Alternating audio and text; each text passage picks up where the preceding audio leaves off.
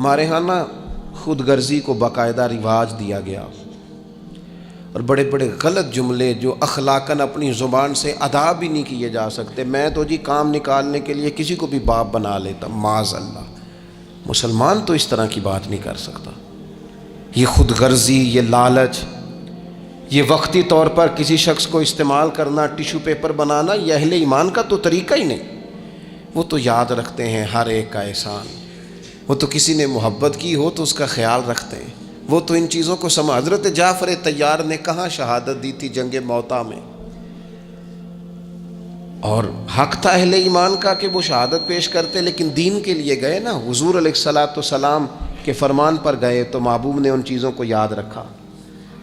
جب ان کی شہادت کی خبر آئی تو حضور خود حضرت جعفر طیار کے گھر گئے، ان کے بچوں کو سینے سے لگایا، 3 دن تک حضور کے گھر سے کھانا پک کے آتا رہا۔ اور حضرت جعفر طیار کے بیٹے کہتے ہیں میرے لیے نبی پاک نے دعا کی تھی برکت کی، تو فرماتے ہیں زندگی میں کوئی ایسا سودا مجھے ملا ہی نہیں جس میں اللہ نے ڈھیروں نفع نہ عطا فرمایا۔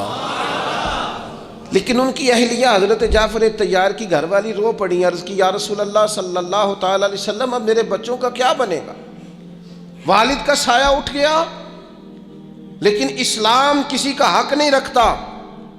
کوئی مخلص ہو کر دین کے ساتھ چلے اور پھر اس شخص کا حق رکھا جائے، اس کی قدردانی نہ ہو، اس کو نوازا نہ جائے۔ من عمل صالحا من ذکر او انثی وهو مؤمن فلنحیینہ حیاتا طیبہ۔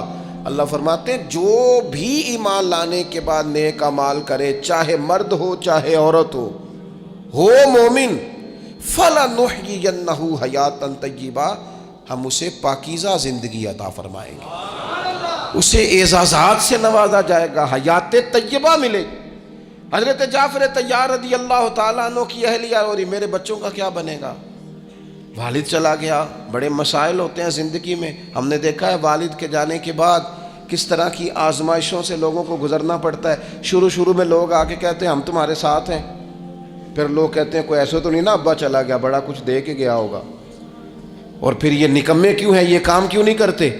پھر وہی لہجے تھوڑے ہی عرصے کے بعد تبدیل ہو جاتے ہیں، انداز بدل جاتا ہے۔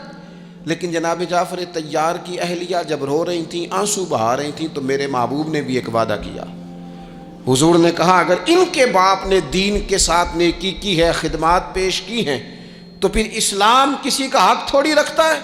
نبی کریم صلی اللہ تعالی علیہ وآلہ وسلم نے فرمایا تو پریشان نہ ہو، انا ولیہم فی الدنیا والآخرہ، فرمایا میں دنیا میں بھی ان کا وارث بنوں گا، میں قیامت میں بھی ان کا وارث بنوں گا، میں والی ہوں، میں سرپرست ہوں ان کا دنیا اور آخرت میں۔ میرے دوستو اپنے مزاجوں میں تھوڑا سا نا پلٹ کے دیکھا جائے، محسنین پر غور کیا جائے، کتنے لوگ تھے انہوں نے ہمیں سہارا دیا، کتنے لوگ تھے زندگی کے موڑ پر کس طرح کر کے انہوں نے ہمارے ساتھ شفقتیں کی۔